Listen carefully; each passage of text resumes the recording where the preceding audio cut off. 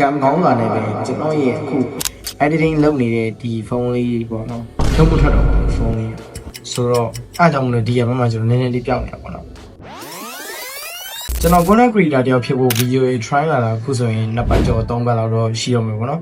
ကျွန်တော်ကိုယ်တိုင်လည်းဒီ content creation ဆိုတဲ့နယ်ပယ်တစ်ခုမှာကျွန်တော် career တစ်ခုအနေနဲ့အတန်ဝဲဝဲကောင်းပြုနေတယ်ဆိုတော့ကျွန်တော် video လေးပုံမှန်စရိုက်တင်ဖြစ်တယ်ပေါ့နော်ကျွန်တော် script တွေလည်းကောင်းကောင်းလေးကြည့်ပြီးရေးတယ်ကျွန်တော်ကိုယ်တိုင် editing လုပ်ရတယ်ကျွန်တော်ကိုယ်တိုင်ရရတယ်ကျွန်တော်ကိုယ်တိုင် record တွေဖြစ်တဲ့အတွက်တော့ video တစ်ပုဒ်ထွက်တော့နည်းနည်းလေးတော့အချိန်တော့ယူရတယ်ဆိုတော့အဲ့လိုတွေဇက်တိုက်တွေ run လာပြီးတဲ့အချိန်ရောက်မှာကံကောင်းလာနေပဲကျွန်တော်ရဲ့အခု editing လုပ်နေတဲ့ဒီဖုန်းလေးပေါ့နော်